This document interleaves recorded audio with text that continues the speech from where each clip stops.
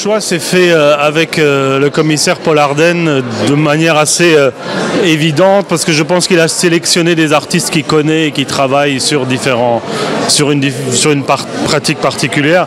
Et on avait rapidement choisi le salaire de la peur pour moi, pour que je puisse un peu le déconstruire et l'analyser à ma manière. Et voilà. Et donc l'idée, c'était pour ma part d'essayer de trouver une sorte de parallèle avec notre monde contemporain, parce que c'est dans ma pratique habituelle de toute façon de mélanger l'historique à l'actualité, d'en faire une sorte d'anachronisme. Donc ici, il y a le salaire de la peur avec la scène centrale du film que j'ai représenté dans un contexte d'un billet de banque parce que donc le salaire de la peur, c'est une course à l'argent. Mais l'idée ici, c'était justement de ne pas parler de salaire et d'argent, mais de parler de beauté de l'image en quelque sorte, et de cette manière de séduction que peut avoir l'image numérique. Donc la traduction vers le dessin, c'est une sorte de résistance par rapport au numérique pour ma part. Quand on est invité dans ce genre d'exposition, c'est un honneur de un peu se gratter, de se frotter à ce génie du cinéma. Mais en même temps, je pense qu'il y a une certaine humilité quand même en tant que plasticien. On sait qu'on n'en est pas encore là, on va dire. Okay, merci beaucoup. Merci. On m'a proposé. En fait, j'ai eu Quai des Orfèvres.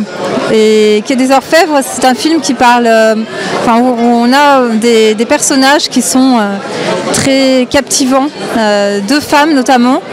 Et en fait, le travail que je propose, c'est un travail autour de ces deux femmes, et avec des personnages qui sont un peu périphériques, comme Maurice, le mari de Jenny, ou Polo, celui qui est à l'origine finalement du meurtre.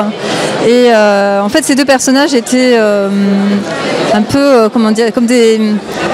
Ce sont des personnages qui n'ont pas trop d'intérêt finalement, parce qu'ils n'ont pas beaucoup d'épaisseur psychologique. Et par contre, l'inspecteur Antoine, qui vient enquêter et qui va rencontrer Jenny et Dora, les deux femmes, lui, il m'a beaucoup intéressée. Et en fait, j'ai décidé de symboliser ces différents personnages par des objets. Donc j'ai proposé un travail de sculpture qui vont représenter les moments forts finalement du film.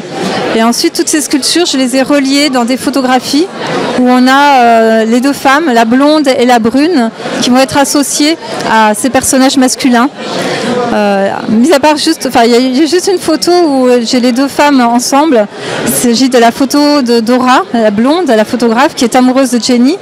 Et je tenais absolument à les associer, puisque en fait dans le film de Clouzot, ce qui est le plus intéressant, je trouve, c'est tout ce qui se trame, tout ce qu'on découvre progressivement à travers les multiples lectures qu'on peut faire, tout ce qu'il y a derrière, et toutes les manipulations, tous les jeux de séduction qui arrivent finalement au fil des scènes. Voilà, donc j'ai essayé de résumer tout ça à travers des objets, des sculptures. Des objets qui se portent ou qui ne se portent pas.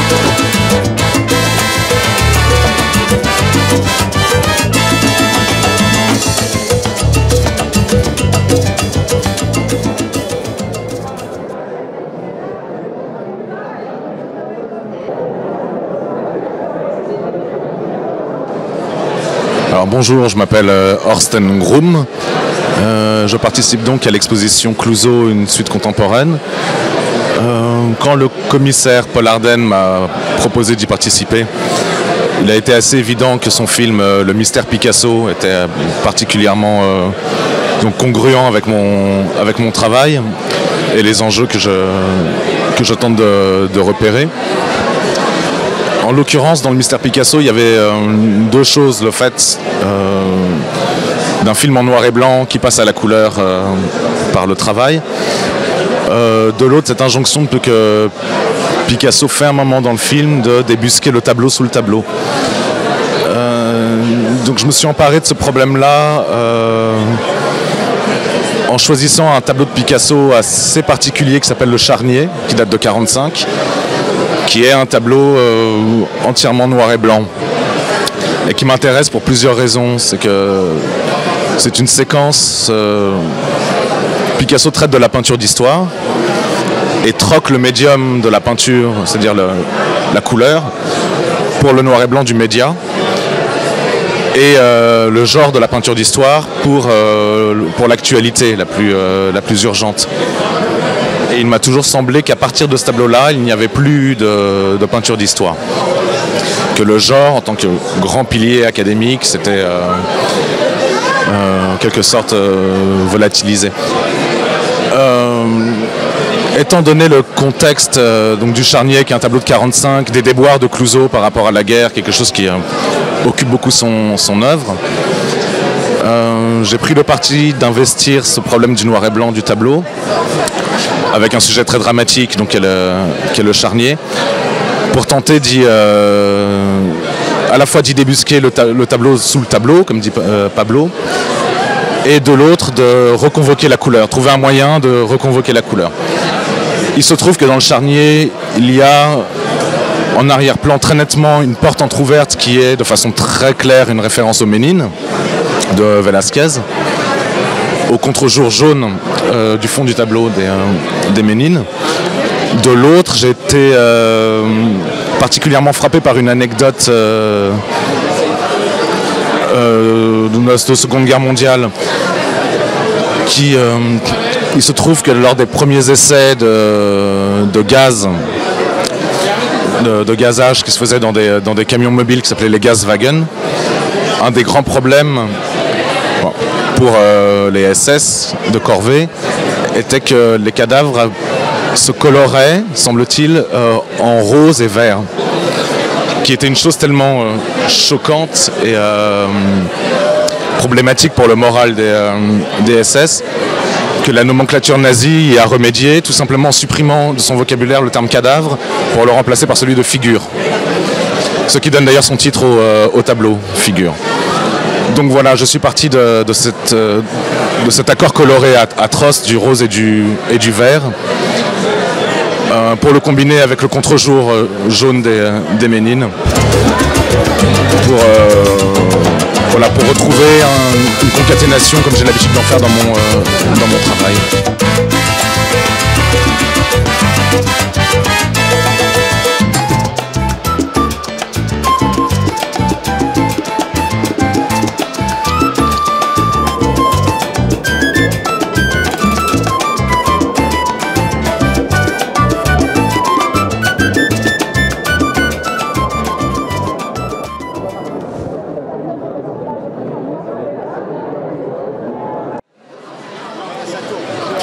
C'est une œuvre en réalité virtuelle qui consiste en 3 minutes d'immersion clousienne où on a des séquences de films, des photos, même des photos de son travail intime. Et ma recherche est autour du personnage féminin dans sa cinématographie. Ce qui m'a intéressé dans ces films, c'est surtout sa façon de montrer les personnalités de la femme, les multiples personnalités, la façon par laquelle, par le noir, par le très sombre, il a fait ressortir des personnages féminins très puissants. Donc ce qu'on voit, c'est une immersion, c'est un tourbillon d'images et de films, et après on retombe à la réalité, on retombe au monde d'aujourd'hui et on se retrouve entouré des femmes d'aujourd'hui qui sont des actrices. Il y a une psychanalyste, une neuroscientifique, des artistes plasticiennes, des avocates qui parlent de Clouzot, qui parlent de la femme chez Clouzot ou qui parlent de la féminité en général. Et c'est très intéressant de voir comment elles ont choisi ou bien un texte de ces films, un petit rôle, ou bien elles parlent directement à Clouzot ou de Clouzot. Et l'expérience, après les 3 minutes clousiennes, c'est une séquence infinie où on peut écouter des femmes. Et on a des actrices comme Muriel Mayette. On a des actrices comme Muriel Mayette, Aurélia Kazan, puis Elisabeth Grimaud qui est neuroscientifique. Il y a Lynn Vernès qui est psychanalyste et artiste plasticienne.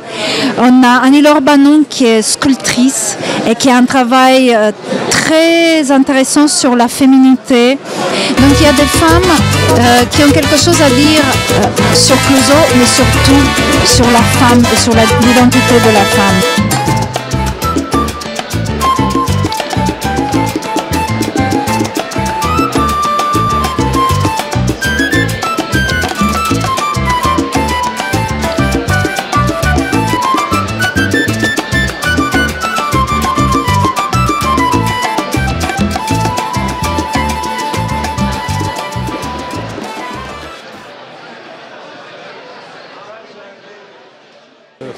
Là c'est un choix de deux œuvres qui me semblaient assez correspondre à l'univers de ces films, certains comme Les Diaboliques, le Corbeau, puis d'autres.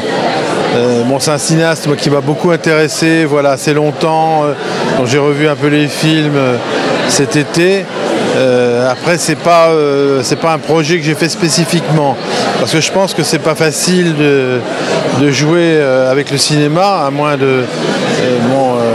d'avoir une sorte de correspondance avec l'image que moi je trouvais qu'avec ces mots masque, poison, ça avait vraiment une résonance avec son univers, quoi.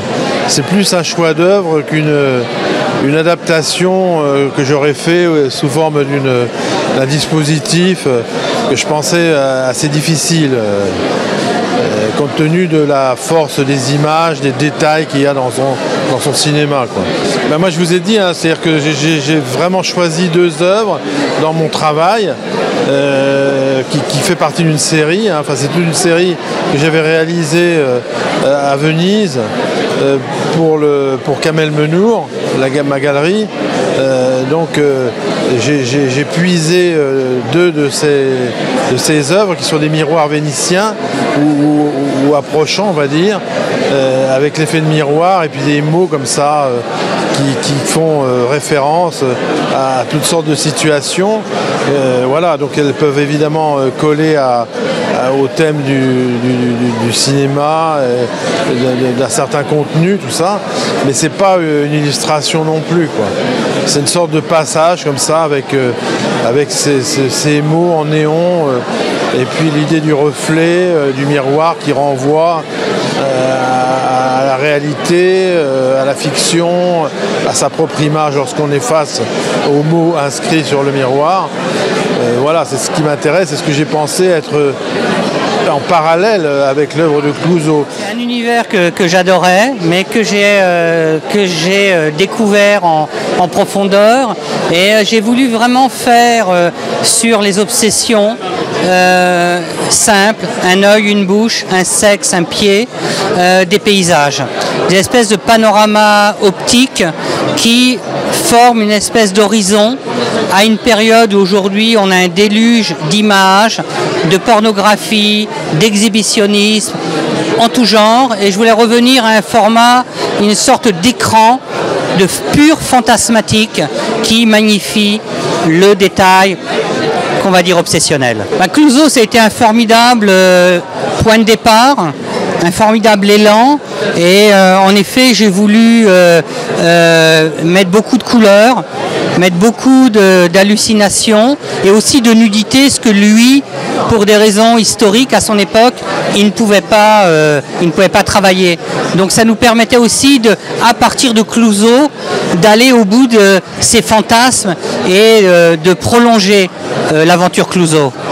Moi j'ai pris comme point de départ plutôt l'enfer, donc le film inachevé avec Romy Schneider. Donc évidemment c'est des mythologies uniques.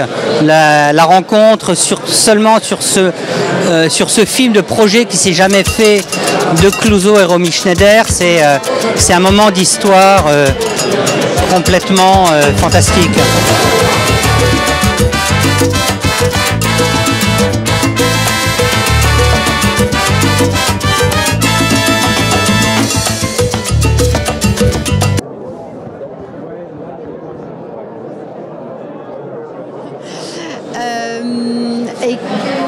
Et en fait, l'avantage, c'est que Paul Arden m'a donné un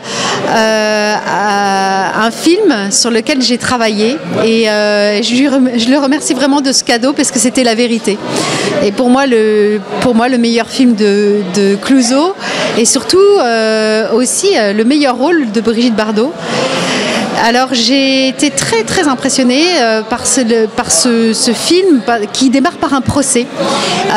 Et ce procès, j'ai tout de suite eu l'idée de ces langues qui se délient et de ces langues qui finalement disent des choses mais qui n'est pas forcément la vérité.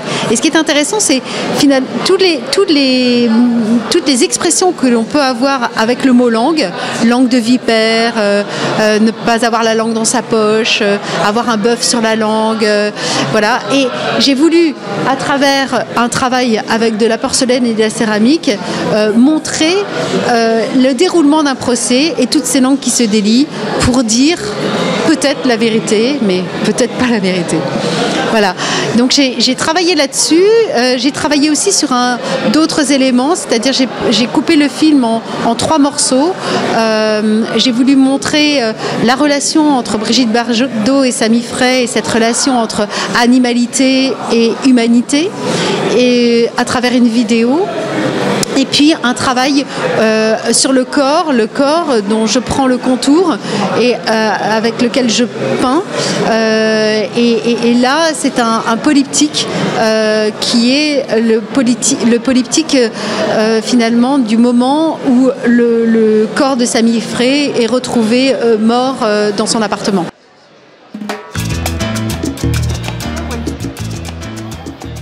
Tu ne peux pas imaginer comment il m'a rendue heureuse.